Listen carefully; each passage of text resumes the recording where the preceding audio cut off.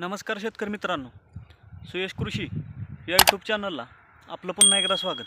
आजच्या व्हिडिओमध्ये आपण जी टोमॅटो पिकाची आता हिवाळी हंगामामध्ये जी लागवड करणार आहे किंवा डिसेंबरच्या सुरुवातीच्या आठवड्यामध्ये आपण जी टोमॅटो पिकाची लागवड करणार आहे त्याच्यामध्ये आपणाला सुरुवातीला कशा पद्धतीने नियोजन करायचे, त्याच्यामध्ये ड्रेंचिंग असतील, त्याचबरोबर आपणाला सुरुवातीच्या 10 ते 15 दिवसामध्ये चांगल्या पद्धतीने रोपांची डेव्हलपमेंट असेल, प्लॉटची ग्रोथ असेल, त्याचबरोबर बुडालगत जो फुटवा हवा आहे तो मिळाला पाहिजे. कोणत्याही प्रकारचा व्हायरस असेल किंवा जो आपल्याला करप्याचा किंवा बुरशीजन्य रोगांचा हा अटॅक जाणवतो तो मिळाला ना पाहिजे. चांगल्या पद्धतीने निरोगी व चांगल्या पद्धतीने प्लॉटची ग्रोथ ही झाली पाहिजे. याच्यासाठी आपणाला यावेळी आपण रोपं लागण करतो. त्याच्यानंतर ज्या प्रामुख्याने सुरुवातीची जी महत्त्वाचं काम आहे त्याच्यामध्ये आपणाला कोणत्या ड्रेंचिंग घेतल्या पाहिजेत, त्याचबरोबर आपणाला फवारण्या ह्या कोणत्या घेतल्या पाहिजेत. आपण कीर्तिमान व्हरायटीची एक 5 ते 6 दिवसापूर्वी लागवड केलेली आहे. आपण प्लॉट पाहू शकता किंवा रोपंसुद्धा आपण पाहू शकता.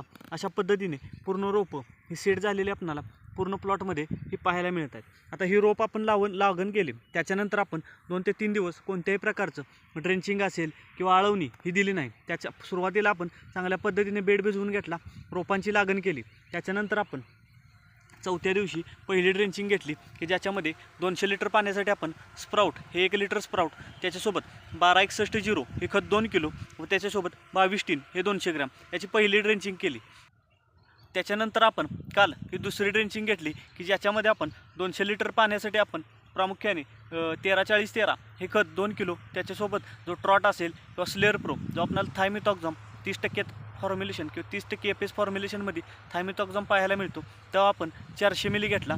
त्याच्यासोबत आपण इसाबियन किंवा तुम्ही बोरगावी टेक्नॉलॉजीचं इन्स्प्रिन हे टॉनिक वापरू शकता की जे आपण 500 मिली घेतलं. या तिन्हीची एकत्रितरित्या आपण दुसरी ड्रेंचिंग केली. आता तुम्ही पूर्णपणे प्लॉट असेल किंवा रोपं ही पाहू शकता. अशा पद्धतीने चांगल्या पद्धतीने रोपं असतील ही सेट झालेली ही पाहायला मिळणार आहे. आता आपण 2 ते 3 दिवसानंतर दुसरी ड्रेंचिंग करणार आहे की ज्याच्यामध्ये 11-36-24 ही ICL कंपनीची जी ग्रेड आपल्याला पाहायला मिळते ती 11-36-24 घेणार आहे आपण. त्याच्यासोबत एक चांगल्या दर्जाचं ह्युमिक ॲसिड हे आपण घेणार आहे व त्याच्यासोबत आपण रोको हे बुरशीनाशक याची आपण तिसरी ड्रेंचिंग करणार आहे. त्याच्यानंतर आपण खतांचं मॅनेजमेंट हे ड्रिपच्या माध्यमातून प्लॉटची ग्रोथ असेल किंवा रोपांची ग्रोथ पाहून आपण प्रामुख्याने जे आपण ड्रिपचे ॲप्लिकेशन असतील व खतांचं नियोजन हे करणार आहे. अशा पद्धतीने प्लॉट डेव्हलप झाला.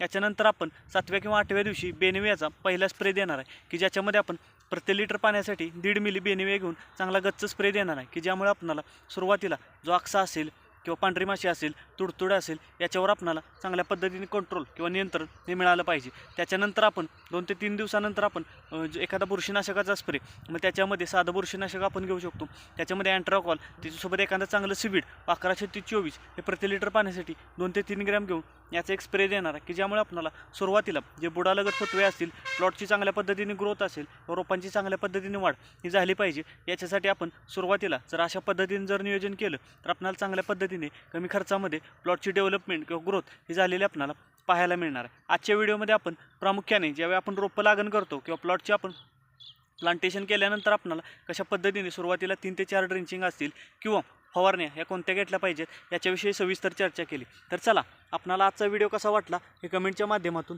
जरूर कळवा. तसेच जर आपण चॅनेलला प्रथम आला असाल तर चॅनेल नक्की सबस्क्राईब करा, व्हिडिओला लाईक व शेअर नक्की करा. धन्यवाद.